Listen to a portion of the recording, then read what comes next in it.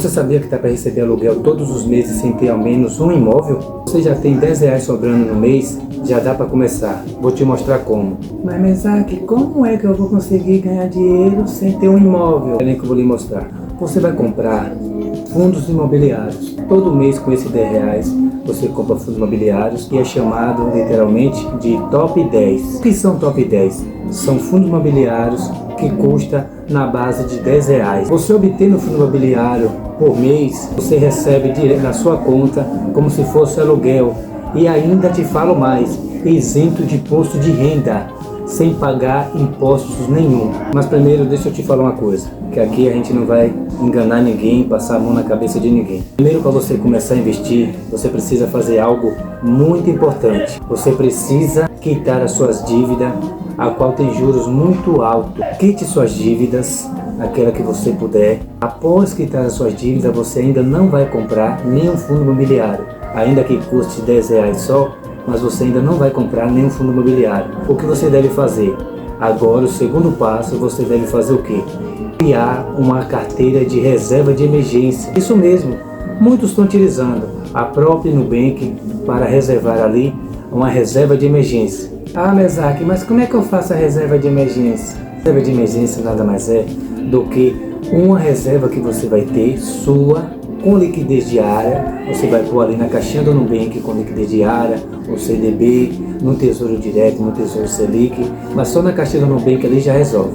Você tem que ter ali no mínimo 6 meses da sua despesa mensal. Quanto você gasta mensal? Por exemplo, você gasta R$2.000 por cada mês. Você tem que ter ali reservado R$12.000 de reserva de emergência.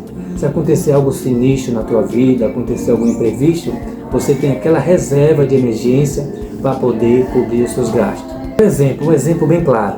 Na pandemia, todas as portas se fecharam, tudo se fechou, teve gente que não pôde trabalhar, as empresas estavam despreparadas, não estavam prontas para poder receber esse impacto, então elas nem tinham como fazer nada por alguns funcionários. Teve algum funcionário que ficou sem ter nenhum seguro, nenhuma garantia daquela situação. Mas se essa pessoa já tivesse a reserva de emergência ali na sua conta, ela teria como se sustentar 6 meses da sua despesa tranquilo dentro da sua própria casa. Então a reserva de emergência nada mais é do que a base principal daquele que quer começar a investir, a ingressar no mundo dos investimentos. Temos que ter disciplina. Você que quer começar a investir tem que ter disciplina. Não é ver qualquer um aí na internet falando de fundo imobiliário, GARI 11, XPML 11. Não é assim, só falar e você sair lá comprando. Você tem que entender como funciona. Eu vou lhe explicar tudinho nesse vídeo como você analisar passo a passo um fundo imobiliário. Vou explicar resumidamente como você analisar um fundo imobiliário. Você precisa fazer 4 passos. Primeiro passo, muito importante. Esse fundo imobiliário ele tem que ter liquidez diária. Tem que ter pessoas interessadas em comprar ou em vender esse fundo imobiliário. Fica uma dica aqui. Da minha parte, do que eu analiso, no mínimo esse fundo imobiliário ele tem que ter uma liquidez de R$1 milhão. Segundo passo, dividend yield. Tem que ter um dividend yield, quanto mais alto, melhor para você. Terceiro passo, preço sobre o valor patrimonial. O P sobre VP, ele tem que estar abaixo de 1. Estando abaixo de 1, significa que esse fundo imobiliário ele está barato.